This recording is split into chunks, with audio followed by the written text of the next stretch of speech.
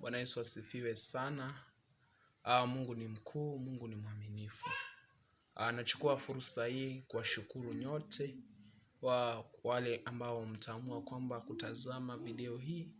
Japo ninajua kwamba sio watu wengi ambao watapoteza muda wao, lakini kwa wewe ambao utaamua kwamba utizame tu video hii, pengine ni mtu ama ninaongea na maisha yako siku ya leo. Majina yangu kamili naitwa Sabless, ama ukipenda unaweza ukaniita Frederick, na nashukuru Mungu kwa sababu ya neema. Nazidi kumuona akiwa mkuu, tena akiwa wa ajabu.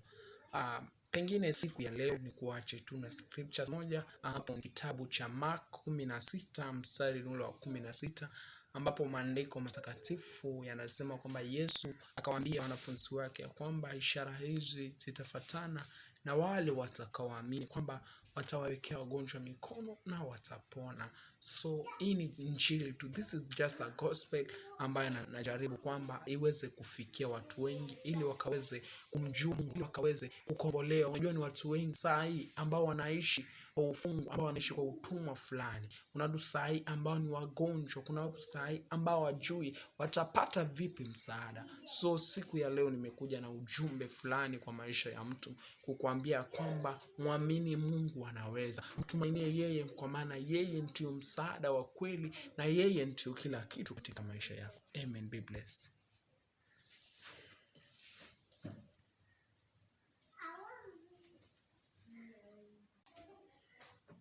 Yeye ndo ataweza kukusaidia.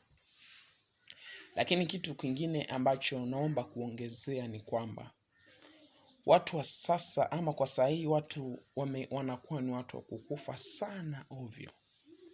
Kwa sababu gani? Nikawa nimelala nikaota kwamba watu kwa sasa wanakufa kwa sababu ya dhambi. Watu wengi, vifo vinatokea mara kwa mara, ni kwa sababu ya dhambi na uovu wetu ambao tunazidi kutenda machoni pa Mungu, ambao haufurahishi huyu Mungu hata kidogo.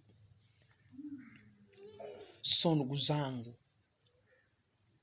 mapasta, wachungaji, watumishi wa Mungu, wainjilisti, wahuduma, tujaribu kupunguza, kuacha kutenda dhambi.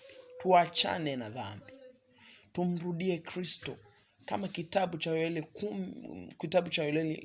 2:12, maandiko matakatifu yanasema, asema Bwana njooni, ama maandiko yanasema kwamba nirudieni mimi, nirudieni kwa mioyo yenu, na Mungu ataweza kukupa.